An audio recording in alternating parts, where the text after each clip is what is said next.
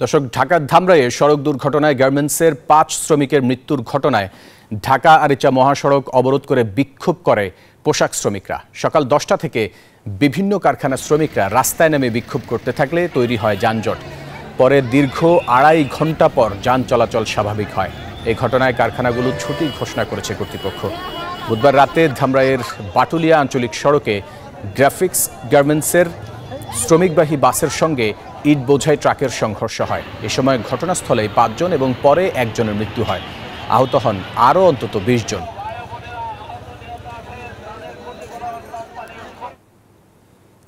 দর্শক, এই বিষয়ে বিস্তারিত জানাতে ঢাকা আরিচা মহাসড়ক থেকে যুক্ত হচ্ছেন সহকর্মী নাজমুল হুদা। নাজমুল, শ্রমিকরা কি বলছেন, আসলে তাদের দাবি কি?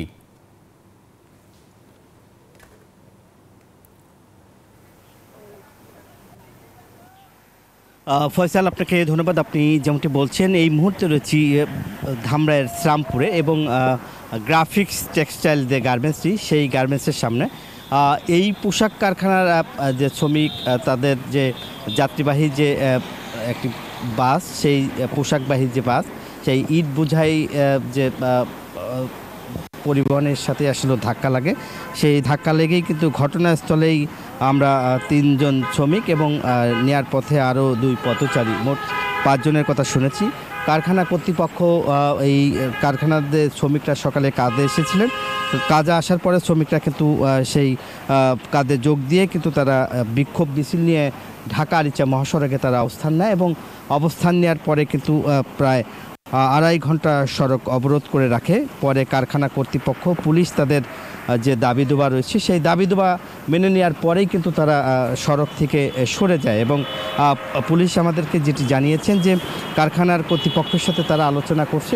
কারখানার আলোচনা করে সড়কে কিন্তু আপনারা দেখতেই পাচ্ছেন যে এখন কিন্তু যান চলাচল স্বাভাবিক রয়েছে এবং সড়কের অবস্থা আমরা যদি দেখাই যে এখানকার সড়কের অবস্থা কিন্তু এখন পুরোপুরি ফাঁকা এবং দীর্ঘ যানজট ছিল। কিন্তু কারখানার শ্রমিকদের যে দাবি নিয়ে তারা আন্দোলন করেছিল, সেই কারখানার শ্রমিকদের যে আন্দোলনের পরিপ্রেক্ষিতে আসলে যে কারখানার মালিক সেই দাবি মেনে নিচ্ছে এবং দাবি মেনে নেওয়ার পরেই কিন্তু রাস্তা কিন্তু এখন স্বাভাবিক হয় এবং কারখানার যে শ্রমিক, তাদের যে অসুস্থ অর্থাৎ আহত যেসব শ্রমিক, তাদেরকে চিকিৎসার দায়ভার কিন্তু এখানকার কারখানার কর্তৃপক্ষ নিয়েছেন এবং যে শ্রমিকরা মারা গেছে তাদের ক্ষতিপূরণ দেওয়া হবে। একই সঙ্গে কিন্তু কারখানার যে আজকে ছুটি ঘোষণা করা হয়েছে, কালকেও তাদের কারখানা বন্ধ থাকবে। যথাসময় শনিবারে কারখানা আবার পুরোদমে চালু থাকবে।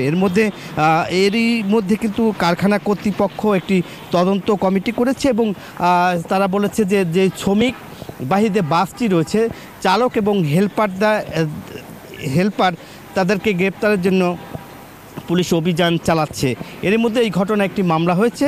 পুলিশ বলছে যে এই ঘটনার সাথে আসলে কিভাবে ফিটনেস ছিল কিনা বা মেয়াদ উত্তীর্ণ পরিবহন ছিল কিনা, সেই বিষয়টা কিন্তু হাইওয়ে পুলিশ কাজ করছে। এই ছিল আমার কাছে শ্রমিক নিহত সর্বশেষ খবর। ফিরে যাচ্ছি স্টুডিওতে।